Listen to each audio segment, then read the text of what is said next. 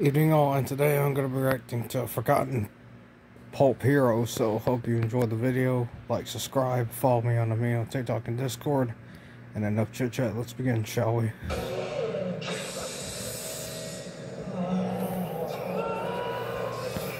10 forgotten pulp magazine superheroes of Golden Age who deserve authentic live-action adaptations. Superhero movies have become the new favorite of producers and directors alike, but how often do we see new superheroes making their way onto the big screen?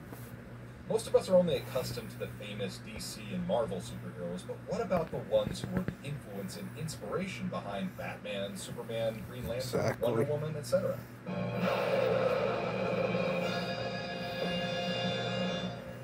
While Batman and Superman made their first appearances in 1938 and 1939, there were already many pioneering and classic characters walking the comic strips of pulp magazines and newspapers. The Phantom, Zorro, and Flash Gordon are only a few among many such forerunners of modern superheroes. Flash Gordon to Bolton. The pulp magazines played a crucial role in popularizing these characters, but they got lost in the memories of viewers over the period of time. Ultimately, the growing unpopularity led to decline in quality live-action films. Marvelous Videos thought it was only apt to honor and remember the marvels of the superhero world, the ones who paved the way for the industry to become what it is today. In this video, we will reintroduce you to 10 of the greatest yet forgotten superheroes that were made in and around the golden age of comic books, 1938 to 1956. Before we go into our explanation, we have a very small request. If you like our content, please support us by subscribing to our channel. This is a small click for you, but for us, it means a lot. Thank you. Let's begin. Oh, the Phantom. That's good.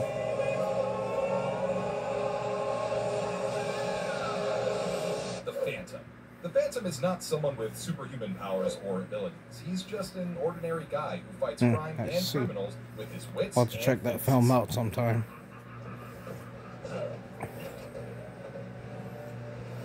However, he excels in several forms of martial arts, has a pair of .45 caliber pistols, can speak fluently in many languages, and from the frame of reference of an ordinary man, is in the best possible shape with great strength, speed, and stamina. The Phantom dresses in a purple skin-tied outfit, but the earlier editions were mostly in black and white, or other colors like blue, because back then, printing the purple color was expensive and unviable. According to his legend, a 20-year-old guy named Christopher Walker was on a voyage with his father in 1536. Pirates then attacked the ship, and Christopher was the only survivor. He washed ashore almost dead and was given refuge by a pygmy tribe.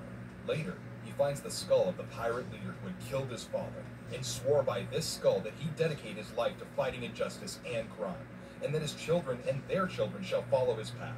So, the Phantom is a mantle, and not one particular person.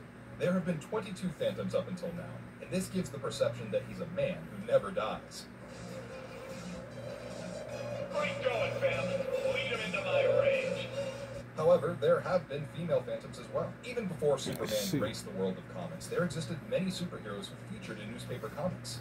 One of the first to do so was the Phantom, and he goes by different names like the Man Who Never Dies or the Ghost Who Walks. Lee Falk created the Phantom, and the inspiration behind him came from various mythological and historical legends like King Arthur, Robin Hood, Tarzan, and Zorro. He was a pioneer in the world of superheroes, with features like white eyes behind his mask, and wearing underpants above his pants. Although his first appearance came in a daily strip of early 1936, he has been published by all major comic publication houses like DC, Marvel, Image, and Dark Horse. In 1996, Billy Zane started a live-action adaptation named The Phantom. The only saving grace was Zane, as everyone from the director to the writers is to be blamed for the film's poor performance. Phantom is a character whose backstory, powers, and personality seems to be the inspiration behind many famous superheroes, and definitely deserves a film that justifies his stature. The Shadow. Love the film. The Shadow. The Shadow is a very peculiar character who is a master of disguise, among other things. His real name is Kent Allen, and he used to be a remarkable Air Force former World War I aviator and veteran. By a happy mistake, he crash-landed in the jungles of South America, where he found a city of gold and made a fortune for himself. However, he faked his death and came to New York, and from that moment, he adopted the identities of other men. The most significant of those identities was a man named Lamont Cranston, He uses this disguise to fight crime in and around New York and takes help from several sidekicks. Furthermore, he has the hypnotic ability to make himself completely invisible to other people by altering their thoughts and perceptions. Hypnotizing them to where the enemies can't see him. Invisible. Next time you get to be on top. Apart from using his mind and body for hunting criminals, Next time you need to be on top. Thompson 45 caliber submachine gun. The first appearance of the Shadow, The 1930s, the bedrock of superheroes. A discreet narrator of a radio program called Detective Story Hour introduced himself as the Shadow in a sinister voice. As the character gained popularity, a publication named Street and Smith hired Walter B. Gibson to create a character that matched the narrator's name and voice. The Shadow made his first print appearance on April 1st, 1931, in a pulp novel named The Living Shadow. By 1937, he was adapted into a feature film called The Shadow. Street and Smith said In total, yes. There are 6 films based on this superhero, with the latest one featuring Alec Baldwin.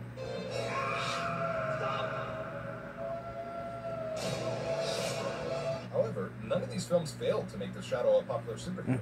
The film received largely negative reviews from critics and fans alike. However, he was a classic superhero who was popular in the 30s through the 90s.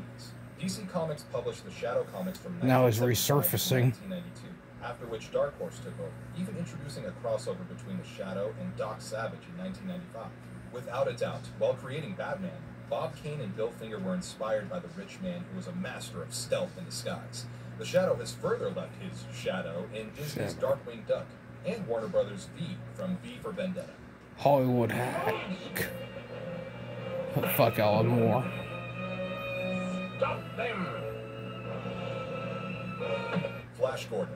When a catastrophic collision threatens Earth with the planet of Mongo, Dr. Hans Zarkov invents a spaceship to go to Mongo and remove the threat. He forces Flash Gordon and his love interest, Dale Arden, to come aboard the spacecraft to Mongo, and the trio fights its evil ruler Ming the Merciless. Flash, Dale, and Dr. Hans become a part of many adventures with different kingdoms of Mongo. Flash! Stay back! Flash will kill you! As for Flash Gordon, he doesn't possess any superpowers, but he is a man of great valor and dedication who performs superheroic tasks. As he used to be a professional athlete on Earth, he's very agile and strong with good stamina. He is also an efficient leader who combines his intellect with combat skills like marksmanship and swordsmanship. Life at Mongo turned him into an expert of unarmed combat and weapons. And though his adventures brought him to Earth in many comic issues, he's essentially a resistance fighter of space. In later versions, he also became an astronaut and traveled to planets other than Mongo. Back in the day, Buck Rogers was doing great commercially, and King Features Syndicate was motivated to have a character of similar lines. They hired Alex Raymond to create the character, and Flash Gordon made his first appearance in January 1934 as a comic strip. Raymond's primary inspiration for Flash Gordon came from Philip Wiley's 1933 novel, When Worlds Collide. We're from Earth. Friends. In this novel, an athletic young man travels with his girlfriend and a scientist to another planet. As soon as the comic hit the stands, they became an instant sensation. If we're to use 21st century vocabulary, they went viral. Historians and researchers of sci-fi art considered Raymond's Flash Gordon to be one of the most detailed characters, and the setting of Mongo is the result of profoundly vast imaginations. He has been depicted in almost all media forms, from magazines and comics to animated shows and live-action shows. By the way, do you remember the scene from Avengers Infinity War when Iron Man mockingly refers to Star-Lord as Flash Gordon? Don't encourage this, all right? We're getting no help from Flash Gordon. Flash Gordon, by the way, that's a compliment. The most famous live-action film That's a remains compliment. from 1980, directed by Mike Hodges. Flash Gordon used to be a pop culture icon, but the tides of time have worn down his popularity, and he remains largely forgotten. However, there are possibilities of a new Flash Gordon live-action film that could release in the next 2 or 3 years. In today's political climate, I have my doubts about that. Zodo, Antonio Banderas. Don Diego de la Vega, El Zodo. where he learned swordsmanship. Zodo. Back to Dun dun dun dun dun dun dun dun. oppressive dictator's hands. Once he was back, he saw the plight of the oppressed who lived The moment of my life. and violent officials. The happiest moment of my life. By the poor locals, he assumed the alter ego of a masked vigilante who fought the oppressors and helped the oppressed in every way he could. In his quest, he Nobody move, nobody move. often mocking the officials. Nobody touch Had a the battle brain. set, but the bumbling officers could never catch the skilled acrobat. This led the locals to call him El Zorro. which is fox in Spanish. Since Zorro's story was based in the 18th century, he uses weapons like a throwing knife, a bullwhip for grappling, as well as a pistol. His most frequently used weapon, however, remains his rapier, which is a sharply pointed double-edged sword.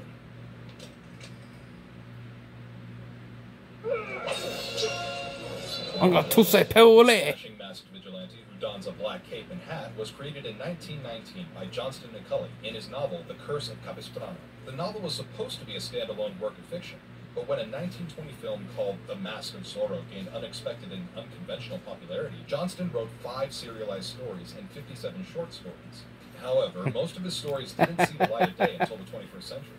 Disney released a television series named Zorro in 1957, while he appeared in many Disney comics, including 4 stories in their monthly issue named Walt Disney's Comics and Stories. The character remained dormant for quite some time until 1990, when Marvel Comics published him once again. Zorro has existed for more than 100 years now, and has had the luxury of featuring in more than 40 films. Zorro with Solomon Kane. Now that's a good comic idea. The most famous ones remain the 1998 film The Mask of Zorro and its 2005 sequel, The Legend of Zorro. He's a pop culture icon, depicted via toy lines, video games, and even RPGs. Interestingly, Douglas Frey released an erotic parody of Zorro in 1972 called The Erotic Adventures of Zorro. Having said that, this caped masked vigilante became the source and inspiration of many future superheroes with dual identities like Batman, Green Lantern, and Superman. Don Diego is returning home. In the latest news, a game called Zorro the Chronicles for the PS4 and PS5 has been announced. Save your strength, old friend. This is Mongo Ice. How can we free ourselves? Observe. Mandrake the Magician. Long before Batman brewed fear into the hearts of criminals or the mighty Captain America waged battles upon the bad guys, there existed a handsome and stylish superhero who fought crime with a name that suited his style. Mandrake the Magician is a tall and thin man who sported a fine, slick mustache, a black hat, a scarlet cape, and of course, a magician's wand. This name comes from a plant called mandragora, which contains a strong hallucinogenic alcohol. Naturally, You're welcome, Mandrake's Doctor powers Strange. remain grounded in hypnosis and the illusion of his enemies. But he also has other abilities like levitation, shape-shifting, teleportation, and invisibility. Fear not, my boy. The best way to fight illusion is with illusion. Here we have our perfect superhero with a horde of staple superhuman abilities and powers. His love interest was an exotic princess called Narda, but she was not just a damsel. She helped him fight various enemies. They both battled against extraterrestrials, supernatural beings, and criminals. But their archenemy was an evil man in a silver mask called the Cobra.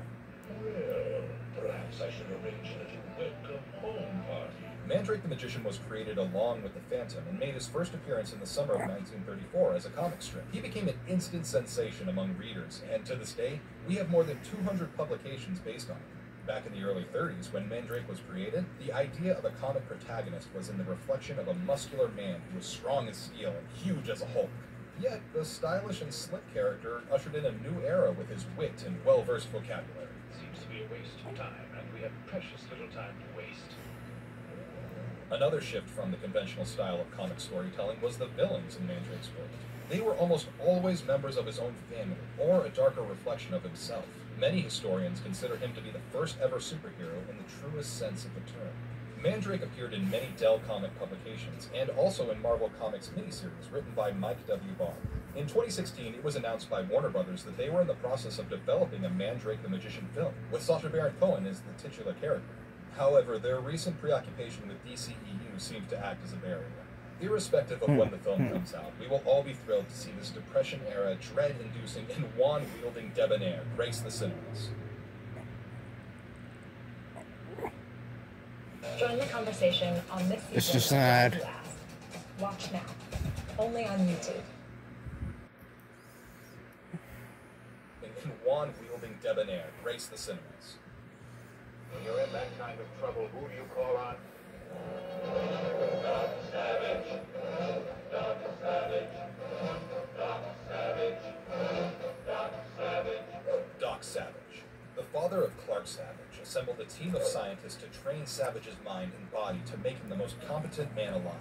The final result was Doc Savage, with nearly superhuman abilities. From programming a computer and designing a weapon to playing piano and planning an invasion, there's nothing that Doc Savage can't do. To give you the perfect picture of his powers, we'd ask you to imagine a man who has Sherlock Holmes' mental abilities, Tarzan's strength, Bruce Banner's scientific knowledge, and Captain America's righteousness and goodness. Well, suppose you have successfully imagined such a man. In that case, he is almost as skillful as Savage.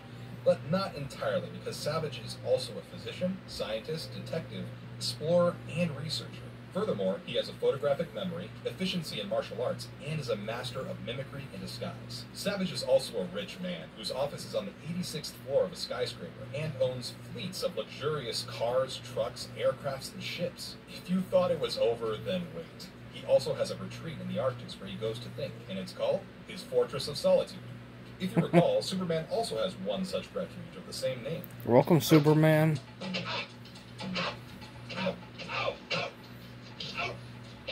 Doc Savage was created at Street and Smith Publications by publisher Henry W. Ralston and editor John L. Nanover, but the main contributor was Lester Dent. The legacy of Savage is such that the great Stan Lee considered him to be the forerunner of modern superheroes. And why not? This character was filled with abilities, skills, and powers, all of which he used to fight bad guys and bring them to justice. Having been created in what can only be called the golden age of superheroes and comics, he was the epitome of all the things any person would want. The first publication came out in March of 1933, and since then there have been hundreds of publications based on it.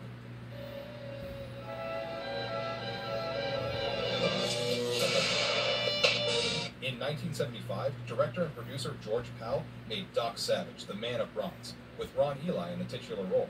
In 1999, Arnold Schwarzenegger was supposed to play Polymorph, but the project was shelved when Arnold became the governor of California. However, hopes are still high when the news that Dwayne Johnson would play Doc Savage in a television show, which was initially meant to be a live-action film. The show and Dwayne's character will be publicized as the world's first superhero. Rogers, I ordered you to stay out of this. Girl, you need all the help you can get. Go home.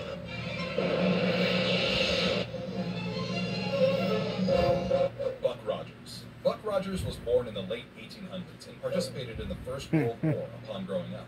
However, after the end of the war, he joined the American Radioactive Gas Corporation. In 1927, he was sent on an investigative mission to Pennsylvania, where a mine was covered with pungent gas.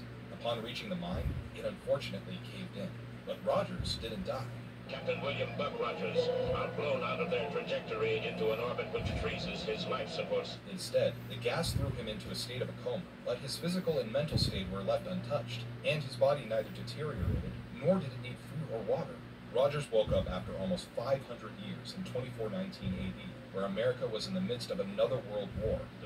And returns Buck Rogers to Earth 500 years later. What follows are Rogers' adventures in this strange new era. Philip Francis Nolan created Buck Rogers, and the character was first featured in 1928 in a pulp magazine called Amazing Stories. Buck Rogers' adventures became so popular and economically viable that other publication houses wanted to own the rights of Rogers, or at least have their own characters on the same lines. One of the direct consequences of this race was Flash Gordon. Naturally, Rogers made his way into comic strips, movies, radio, and television, and became a part of America's pop culture. The revolution of space exploration that pioneering writers like Jules Verne and H.G. Wells started was brought into the larger public domain by Buck Rogers and subsequent characters. Although he was adapted in a television series back in 1950, Roger never got the cinematization he deserved. In 1979, NBC released another television series named Buck Rogers in the 25th Century, and its pilot was in the form of a film.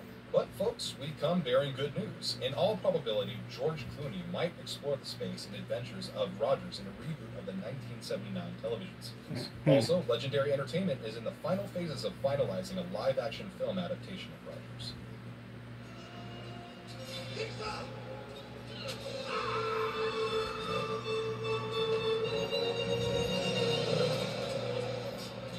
John Carter of Mars. John Carter was a firefighter for the Confederacy of the United States of America during the Civil War. To hide from the Apaches, he took shelter in a cave and seemed to be dying, but his astral self was somehow transported to Mars while his physical body remained on Earth.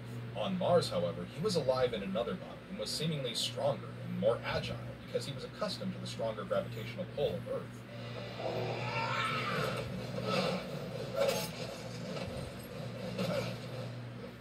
On Mars, he saves a princess named Deja Thoris of Helium. and the two fall in love. He indulges in several Martian adventures and fights the aliens and humanoids of all kinds, until he sacrifices himself to save Mars from a catastrophic event. But he's magically transported back to the cave where he had first died. Later, John Carter masters the art of astral travel between Earth and Mars.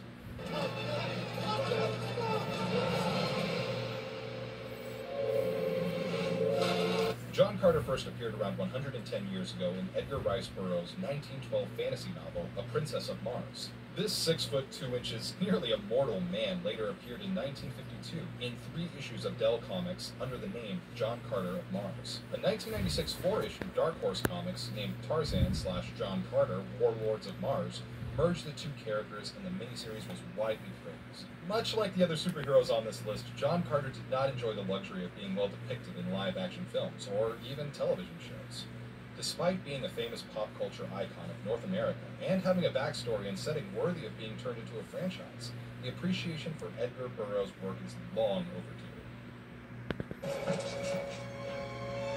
On your feet.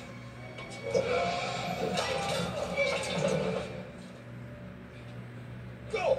Kull of Atlantis. He was born in 100,000 BC in Atlantis before it was submerged into the sea. At that time, it was ruled by barbarians, and Kull grew up among them into a fine soldier.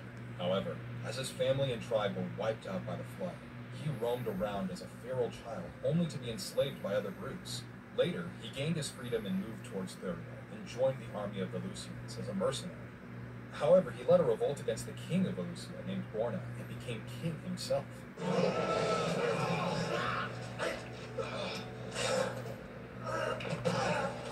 The adventures of Kull show that he's a man of exceptional power, stamina, and strength. He's a big, muscular figure who excels in various art forms and is a great tactician in war. Kull fights humans from other parts of his ancient world, as well as supernatural entities and creatures from the unknown. He's a slave, pirate, outlaw, gladiator, and also a king who knows that gaining kingship is easier than securing it. Zalgara, Your Majesty. You wish to go home? Well, do so now. You're free. Go! Robert E. Howard created Kull, and he first appeared in the Shadow Kingdom of the pulp magazine Weird Tales. Despite having been created before Conan the Conqueror, Kull did not garner as much cinematic approval or appreciation as Conan and Solomon Kane. Was actually a rewrite of a rejected Kull story. On the one hand, where Conan was more like Arnold Schwarzenegger. like theft and visiting Kull's character was more introspective and thoughtfully created. Between 1971 and 1985, Kull appeared in exclusive Marvel comic publications, in addition to appearing in various Conan comics like The Savage Sword of Conan. However, in 2006, Dark Horse secured the publishing rights of Kull. In 1997, Kevin Sorbo starred as Kull the Conqueror and remains the only notable adaptation of this great warrior king. Kull was a famous figure during the second quarter of the 20th century, but his fellowship gradually disappeared, and so did the will of the producers and directors to depict him in a film. However, we think Kull deserves as much acknowledgement as Conan, if not more.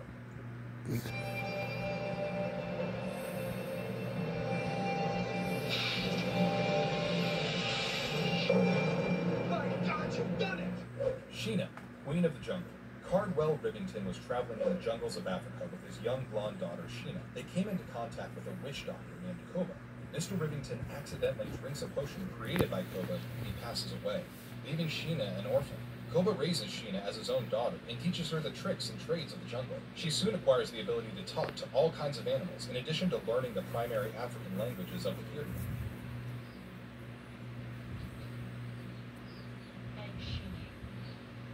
She fights slave traders, colonists, and hostile natives and animals. Some of her enemies are humanoid lions and apes, while others are as small as a colony of killer ants. Sheena excels in using various weapons and is trained in the Native American martial arts. You remain here to be sure you're based. Get out! The adventures of Sheena blend the worlds of National Geographic or Discovery Channel with the world of superheroes. We only wish we could have more of it. Sheena, Queen of the Jungle was created by Fiction House and first appeared in 1938.